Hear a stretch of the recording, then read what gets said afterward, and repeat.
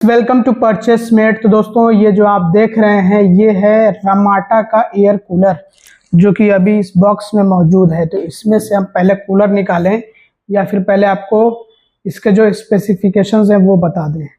आइए पहले बात कर लेते हैं इसमें आपको क्या फीचर्स और क्या स्पेसिफिकेशंस मिलते हैं। यहाँ पे आप पढ़ें powerful air delivery, honeycomb pad, ये तो आजकल ज़्यादातर कूलर में यही होता है। Inverter compatible, multi directional castor wheels का हमें पता नहीं, इसकी गारंटी नहीं लेते हैं, बाहर निकाल कर चेक करेंगे कि है कि नहीं। वाटर लेवल इंडिकेटर और 3 स्पीड सेटिंग, वही low medium high. Extra large tank, ये एक पर्सनल एयर कूलर है, मतलब किसी एक या दो व्यक्तियों के लिए है, हवा खाने के लिए, पूरे रूम को ठंडा करने के लिए नहीं है। ये उस तरह का कूलर नहीं है जो डेजर्ट कूलर होता है, थार कूलर होता है, पता नहीं कौन कौन से कूलर्स आते हैं। तो ये पर्सनल एयर कूलर है। लोग समझ नहीं पाते हैं, पर्सनल एयर कूलर को रूम को ठंडा करने के लिए इस्तेमाल करते हैं कुछ लोग, और फिर जो है कहते हैं कि कूलिंग नहीं हो रही है। तो ये समझना पड़ेगा। इसके अलावा आइए हम आपको दिखा देते हैं और क्या क्या है इसमें आपको स्पेक्स मिलते हैं। यहाँ पे आप पढ़ सकते हैं वोल्टेज इसका 230 वोल्टेज पे काम करेगा ये, मतलब इसी के आसपास में। ये कमर्शियल एयर कूलर है, प्रोडक्ट का आप नेम पढ़ें 12 और commercial air cooler. Tank capacity इसकी 25 लीटर की है, मतलब 2 बाल्टी पानी आप इसमें भर सकते हैं लगभग। तो अब आइए कूलर को हम बाहर निकालते हैं। वैसे एक बार हमने पहले बाहर निकाल कर चेक किया हुआ है इसको।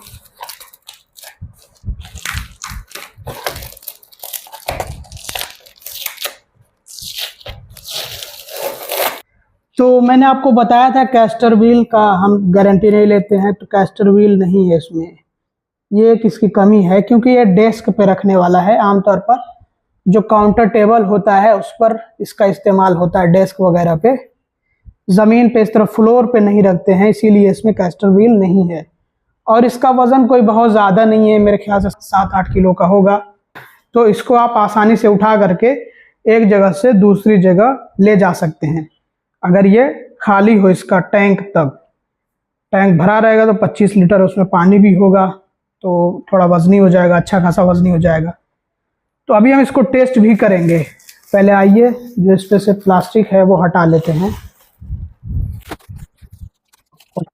दोस्तों ये रहा इस कूलर का लुक, फ्रंट लुक, ये हम हटा लेते हैं। और इसकी जो बॉडी है ये तो प्लास्टिक वाली है, जो ABS बॉडी आजकल चलती है मेरे ख्याल से वही है, क्योंकि आजकल वही चलती है। कुछ लोग इसको बोलते हैं फाइबर की बॉडी, बट ये होती प्लास्टिक की ही है, मजबूत होती है ये। उसमें भी कई तरह की प्लास्टिक आती हैं। तो दिखने में तो सही लग रहा है, और इसमें आपको कलर्स मेरे ख्याल से अलग अलग मिल जाएंगे। मतलब ये ब्लैक होगा, कुछ इस तरह का होगा, जो आप ये कलर देख रहे हैं सिल्वर टाइप का, ऐसा ही कलर होता है, ज़्यादा इसमें वैरायटी नहीं होती है। रमाटा जो कंपनी है दोस्तों, ये यहाँ यूपी साइड में, खास करके ईस्टर्न यूपी में अपने एयर कूलर्स बेचती है। ज़्यादातर मैं देखता हूँ कि यहाँ के जो लोकल वेंडर्स होते हैं, मतलब कि जो कूलर्स वगैरह सेल करते हैं, तो वो इस कंपनी के कूलर्स रखते हैं। बड़े ब्रांड्स जैसे सिम्फनी, क्रॉम्पटन, हेवेल्स और भी बहुत सारी कंपनियाँ हैं, उनके कम देखने को मिलते हैं क्योंकि थोड़ा सा कॉस्टली होते हैं, महंगे होते हैं। तो गांव में कम लिए जाते हैं। इस तरह के जो बड़ी कंपनीज के कूलर्स होते हैं वो कम चलते हैं, और ख़ासकर जो है जो लोकल ब्रांड्स होते हैं, जो आसपास की कंपनियां होती हैं, उनके एयर कूलर्स ज़्यादा चलते हैं, क्योंकि वो एक तो उसी हिसाब से, उसी रीजन के हिसाब से बनाए भी जाते हैं, और वो थोड़ा कम कॉस्टली होते हैं, सस्ते होते हैं, इसी वजह से। तो अब आइए मैं आप लोगों को इसके जो भी फीचर्स वगैरह हैं वो समझाऊंगा भी। सबसे पहले तो यहाँ पे आप देखिए कि जो मोटर है इसके बारे में हमें जानकारी नहीं दी गई है, लेकिन जहाँ तक मैं अंदाज़ा लगा पा रहा हूँ कि इसका मोटर कम से कम 100 वाट का होगा, कम से कम। हो सकता है 110 वाट का भी हो। तो वो अभी हम चला करके भी देखेंगे कितना पावरफुल है, और जो है इसका एयर थ्रो कितना है, कितनी दूर तक है। तो ये सब भी हम चेक करने वाले हैं। और कुछ चीज़ें आपको मैं बता दूं, देखिए कमर्शियल कूलर है ये। यहाँ पे आप देखिए कि ये साइड जो है ढका हुआ है बिल्कुल। तो जो कूलर्स होते हैं आमतौर पर वो तीनों साइड से खुले होते हैं। इधर जो है या तो हनीकॉम्ब पैड होता है या फिर जो वो खस की घास होती है वो लगी होती है। लेकिन ये सिर्फ इस साइड से, आप देखिए कि सिर्फ इस साइड से ये एक तरह से खुला हुआ है। इसी साइड पे जो है सिर्फ हनीकॉम्ब पैड लगा हुआ है और पैड की क्वालिटी ओके है, बहुत अच्छी नहीं है। मैं आपको एक बात बता दूं कि ये जो कूलर है ये पूरी तरह से लोकली मैन्युफैक्चर्ड है, यहीं पे बना हुआ है। तो जो भी इन्होंने माल मटेरियल इस्तेमाल किया है वो सब समझ लीजिए कि ओके क्वालिटी या फिर एवरेज क्वालिटी आप कह सकते हैं प्राइस के हिसाब से। तो ये आप देखिए कि हनीकॉम्ब पैड ठीक ही है, अच्छा तो मैं नहीं कहूँगा। और जितनी ज़्यादा इसमें जगह होती है उतना अच्छा ये कूलिंग करते हैं, क्योंकि हवा पास भी तो होनी है। यहाँ से हवा जब पास होगी तभी तो ये थ्रो कर पाएगा जो आगे का मोटर है। तो इस बात का आप ध्यान ज़रूर से दें कि देखिए पीछे साइड में और जो इसके दाएं बाएं अगल बगल जो इसकी साइड है वहाँ पे आपको खुला रखना है, ठीक है। देखिए इस साइड भी ये पैक है, ये कॉमर्शियल कूलर है, ये इसी तरह का होता है, ज़्यादातर ऐसे ही होते हैं ये। तो ये मैं आपको बहुत ही इम्पोर्टेंट एक बात बता रहा हूँ, इसको आप ध्यान से सुनिएगा कि जब भी आप कूलर का इस्तेमाल करें तो देखिए जिस तरह से ये जो है इसको जगह मिली हुई है, ये जो जगह है, ये जो साइड है ना, इसको आप खुले में रखने की कोशिश करें। मतलब कि ऐसी जगह जहाँ से हवा गुजरती हो। इसको आप ना तो पैक करें किसी तरह से और ना तो इसको अंदर रखें। अगर कमरे में भी आप रख रहे हैं तो खिड़की वगैरह के अगर बिल्कुल पास में हो जहाँ से बाहर की हवा इसको मिले, तब ये अच्छे से हवा सक कर पाएगा और वो हवा फिर जो अंदर जाएगी और इस पे जो भी पानी होगा, जो मॉइस्चर होगा, उससे वो हवा जो ठंडी होगी और वो ठंडी होकर के, मैं बहुत ज़्यादा टेक्निकलिटी में नहीं जा रहा हूँ, बहुत ही आसान भाषा में समझा रहा हूँ, वो हवा ठंडी होकर के और फिर वो जो फैन होता है, जो ब्लेड होता है इसका, वो आगे थ्रो करता है या फिर ब्लोअर होगा तो वो आगे थ्रो करेगा और वही हवा जो है फिर हमें जो है मिलती है। तो वो जो हवा होती है वो ठंडी होती है। अगर आप इसको पैक कर देंगे, जैसे ये इस साइड पैक है, अगर ये इस साइड भी पैक होता ना तो आगे का जो मोटर है वो चलता तो बहुत स्पीड से चलता, ज़बरदस्त तरीके से, लेकिन हवा नहीं दे पाता। जो उसके ब्लेड्स हैं वो हवा कहीं से ले ही नहीं पाते कि वो आगे हवा थ्रो करें, तो उससे एयर फ्लो स्टक हो जाता। तो अभी हम इसके टैंक में पानी भरेंगे और देखते हैं चला करके और टेस्ट भी करेंगे कैसा चलता है, क्या कुछ है। और मैं ये देख रहा हूँ कि कहीं से ये टैंक डिटैच हो सकता है या फिर नहीं। अगर हो जाए तो बहुत अच्छा है, क्योंकि इससे पानी वगैरह फिल करने में बहुत हमें जो है आसानी हो जाएगी। क्योंकि इस तरह से अगर हम पानी भरेंगे तो थोड़ी दिक्कत होगी, ज़्यादा टाइम लगेगा। अदरवाइज़ अगर ये डिटैच हो जाए तो हम इकट्ठे एक साथ पूरा जो है 2 बाल्टी पानी डाल देंगे, इसमें फुर्सत हो जाएगी। पूरे 2 बाल्टी तो नहीं, समझ लीजिए 1.5 बाल्टी करीब लगेगा। अब आइए हम पानी इसमें भर लेते हैं। तो दोस्तों अभी हमने चेक किया है ना कि ये जो आप देख लीजिए, पता नहीं दिखेगा कि नहीं दिखेगा, इधर से पेंच लगी हुई है यानी कि स्क्रू है, तो जिसकी वजह से ये डिटैच तो ऐसे नहीं होगा। पहले हमें जो है स्क्रू को निकालना पड़ेगा, उसके बाद ही डिटैच हो सकता है। तो इतनी ज़्यादा मेहनत करने की ज़रूरत नहीं है हमें, डायरेक्टली हम इसमें पानी भरेंगे। और देख लीजिए आप अंदर किस तरह से पाइप्स वगैरह हैं, पाइप्स वगैरह तो ठीक ठाक लगे हुए हैं, दिख नहीं पाएगा इतनी आसानी से।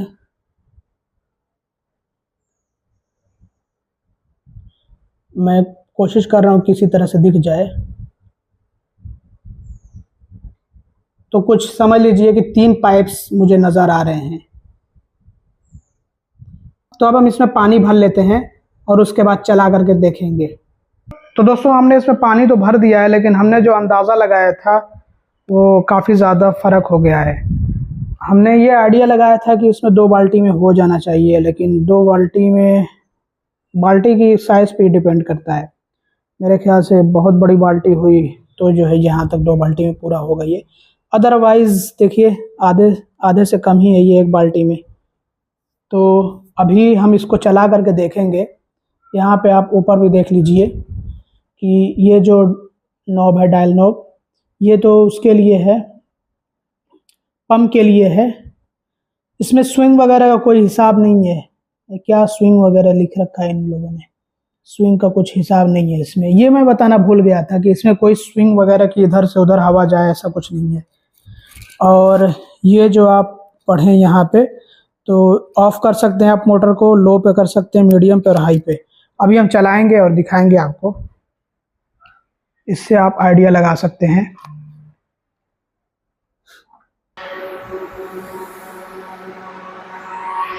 तो हमने इसको चला दिया है, पंप को भी ऑन कर दिया है। अभी देखते हैं क्या होता है, कैसे होता है। हवा तो काफ़ी तेज़ आ रही है, इससे काफ़ी स्पीड में आ रही है। और हम प्लास्टिक का इस्तेमाल करेंगे ताकि आप आइडिया लगा सकें कि इसकी हवा कैसी है, कितनी है।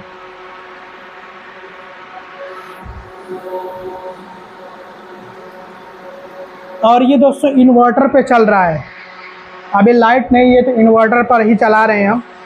अब 100 वाट 110 वाट का इसमें मोटर होगा तो कोई बहुत ज़्यादा ये पावर कंजम्पशन नहीं करेगा। कि देखते हैं क्या होता है, कैसे होता है। यहाँ पे आप नॉइस लगा सकते हैं।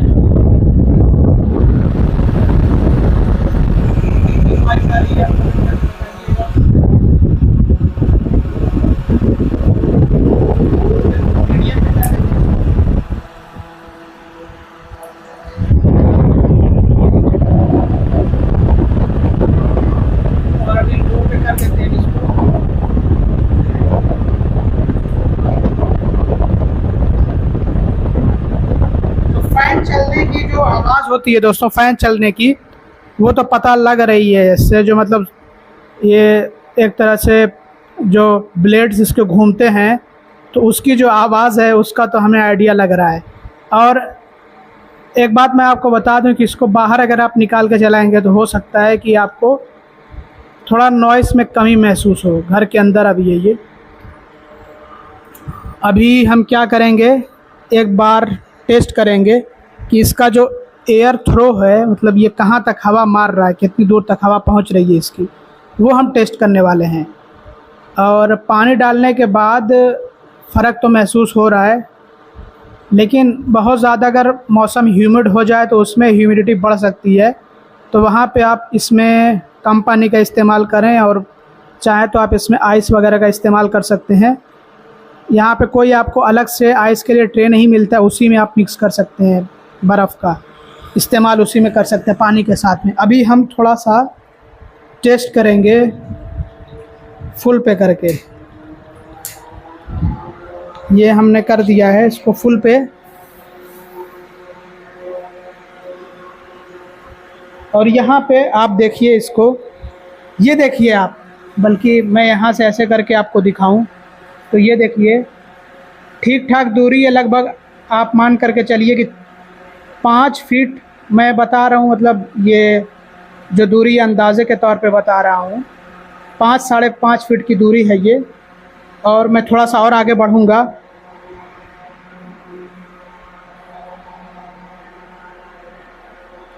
और ये देख लीजिए दोस्तों, ये 8 से 9 फीट की दूरी है यहाँ तक। अब मैं प्लास्टिक का क्या ही इस्तेमाल करूं, अब आप खुद देख लीजिए कि जो वहाँ पे कपड़ा है वो भी हिल रहा है, वहाँ तक इसकी हवा आराम से पहुँच रही है,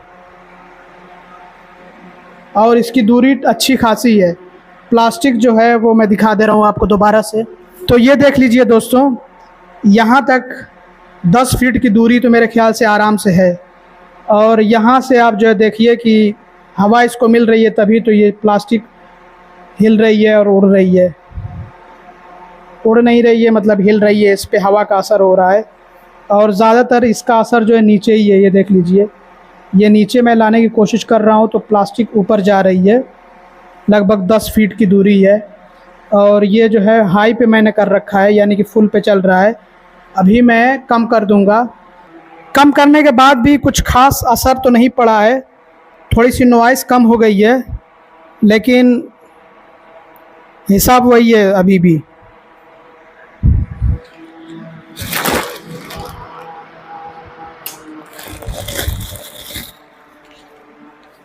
लोड सेटिंग पे करने पर अभी आप देखेंगे बहुत हल्की हो गई है हवा इसकी। तो अभी बस ये हल्के हल्के प्लास्टिक हिल रही है। पहली बार प्लास्टिक टेस्ट हमने किया है। तो कुल मिला करके जो इसका एयर थ्रो है ये इजीली आराम से आपको 10 फीट तक बहुत अच्छे से महसूस होगा। तो देखिए यूजुअली कमरा जो होता है दोस्तों 25 फीट, मतलब मीडियम साइज़ का जो कमरा होता है 25 फीट या जो है 20 फीट ऐसा ही होता है। तो अगर बहुत छोटा साइज़ का कमरा है, जैसे 10 फीट का कमरा है बहुत ही छोटा सा, तो उसके लिए तो ये सही होगा, उस कमरे में इस्तेमाल किया जा सकता है। वैसे पर्सनल कूलर है, कमरे के लिए, कमरे को ठंडा करने का काम ये नहीं कर पाएगा। बहुत छोटा कमरा हुआ, अब 10 बाई 10, 10 बाई 11 का होगा, तब जो है ये थोड़ा बहुत टेम्परेचर को डाउन कर सकता है, तो मतलब ठंडक महसूस करा सकता है। तो वहाँ पे तो हवा अपने 10 फीट तक तो 11 फीट तक तो पहुँचा ले जाएगा, तो राहत मिल जाएगी गर्मी से। लेकिन अगर मीडियम साइज़ का रूम है तो वहाँ पे जो है इसका कुछ खास असर नहीं देखने को मिलेगा। आपको डेजर्ट कूलर लेना पड़ेगा, तो उसके लिए आपको अलग से तैयारी करनी पड़ेगी। तो कुल मिलाकर के यही अभी मैं आपको दिखा देता हूँ कि जो इसका पंप है वो किस तरह से काम कर रहा है और अच्छे से भिगो पा रहा है हनीकॉम्ब पैड को या फिर नहीं। आइए मैं आपको पीछे लेकर के चलता हूँ ताकि मैं आपको दिखा सकूँ कि जो पैड हैं वो अच्छे से गीले हुए हैं या फिर नहीं हुए हैं। तो आप देखिए कि पैड्स को तो अच्छे से इसने भिगो दिया है। एक साइड का जो पैड है वो अच्छे से अभी नहीं भीगा है, थोड़ा सा सूखा है एक तरफ का, लेकिन ये जो है चलते चलते धीरे धीरे धीरे धीरे वो भी यहाँ तक भी पहुँच जाएगा।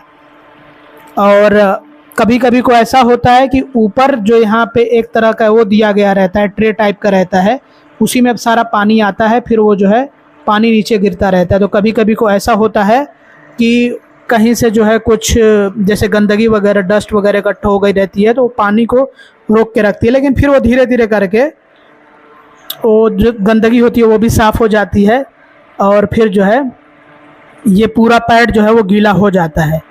अब देखिए दोस्तों, इसका सबसे बड़ा डिसएडवांटेज मैं यही बताना चाहूँगा आपको कि ये पूरा पोर्शन एकदम समझ लीजिए खुला हुआ है। अगर आप यहाँ पे हाथ दे देंगे, वैसे भी जो नॉर्मल कूलर होता है उसमें भी यही हिसाब रहता है, तो क्योंकि यहाँ पे काफ़ी अच्छा खासा स्पेस है, हाथ दे देंगे तो हो सकता है कि ये जो पैड है ये डैमेज हो जाए, मतलब कि क्योंकि ये जो है उससे गत्ते से बना रहता है तो टूट सकता है, ख़राब हो सकता है।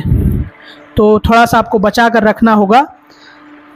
और ये मार्केट में इजीली खैर मिल जाता है, तो इसको लेकर ज़्यादा टेंशन तो नहीं होनी चाहिए है। बट फिर भी ये जो पोर्शन खुला है, अगर यहाँ पे कहीं कुछ चीज़ जो है लग जाए तो हो सकता है, जैसे इस पे पानी आ रहा है तो यहाँ पे कोई चीज़ अगर लग जाए तो पानी जो है रिस्क करके बाहर भी आ सकता है, कमरे में भी आ सकता है।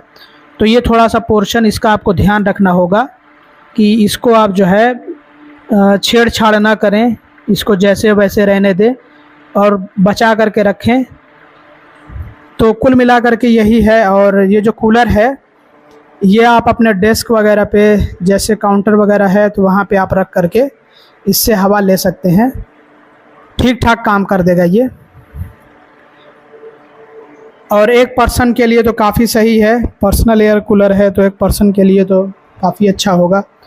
और अभी जस्ट हम इसको चला रहे हैं, टेस्ट कर रहे हैं, तो इसको ठीक ठाक हमें टेस्ट करना पड़ेगा, चलाना पड़ेगा। और वो भी जो है समझ लीजिए 1-2 दिनों तक तो इसकी टेस्टिंग ही होती रहती है, फिर उसके बाद जा कर के ये अच्छे से काम कर पाता है। तो अगर आपको इस तरह का पर्सनल कूलर लेना हो तो आप एक बार अपने यहाँ के लोकल मार्केट में चेक कर सकते हैं। ऑनलाइन आपको काफ़ी सारे इस तरह के पर्सनल कूलर्स मिल जाएंगे, लिंक आपको डिस्क्रिप्शन में और पिन कमेंट में दे दूंगा। लेकिन ये रमाटा का तो नहीं मिल पाएगा, दूसरी कंपनीज काफ़ी सारे इस तरह के पर्सनल एयर कूलर्स बनाती है, जैसे कि बजाज है, सिम्फनी है, क्रॉम्पटन है, ओरिएंट है, और भी दुनिया भर की काफ़ी सारी कंपनीज़ हैं। तो वो मैं आपको लिंक डिस्क्रिप्शन में और पिन कमेंट में दे दूंगा। अब मैं इसके प्राइस के बारे में बात कर लेता हूँ। तो ये तो 3500 रुपये का था, लेकिन वो समझ लीजिए कि डिस्काउंट वगैरह मिला करके 3300, 3350 के अराउंड का ये मुझे मिला है मेरे यहाँ के लोकल मार्केट से। और हो सकता है कुछ लोगों को इससे कम प्राइस में भी मिल जाए, बट ऑनलाइन अगर आप जो देखेंगे तो इस प्राइस पॉइंट में तो मिलना मुश्किल है। इसके अलावा जो बड़ी कंपनीज़ के जैसे सिम्फनी वगैरह हैं, तो उनके अगर आप एयर कूलर्स लेंगे तो आपको कम से कम 4000-5000 खर्च करना पड़ेगा, तो ही आपको मिल पाएंगे। लेकिन वो अच्छे होते हैं, ऐसा नहीं है कि उनमें कोई कमी होती है, अच्छे होते हैं। उन पे आपको वारंटी 1 साल की मिलती है, सब कुछ सही होता है, सर्विस आपको अच्छी से मिलती है। बाद में जब आप जो है कूलर ले लेंगे, बाद में कभी कोई ख़राबी हुई तो उसके लिए उनकी टीम आती है उसको ठीक करने के लिए। तो वो आप पे डिपेंड करता है कि आप कौन सा कूलर कहाँ से लेना चाहते हैं। अब क्योंकि जल्दी हमें चाहिए था कूलर, और हमने जब जो है पता किया तो ये हमें सही लगा, हमने वहाँ पे टेस्ट किया, इसको चेक किया, और अभी जो है हवा इसकी काफ़ी अच्छी हो गई है। तो दोस्तों इस वीडियो में बस इतना ही। अब हम इसका इस्तेमाल जब कर लेंगे तो तब हम कुछ और बता पाएंगे कि इसमें क्या कमी है या फिर जो है इसका क्या अच्छा है, वो हम बाद में तय कर पाएंगे। अभी फ़िलहाल हम इसको टेस्ट कर रहे हैं। ये तो सिर्फ एक अनबॉक्सिंग वीडियो था। तो दोस्तों इस वीडियो में बस इतना ही। Thanks for watching, bye bye.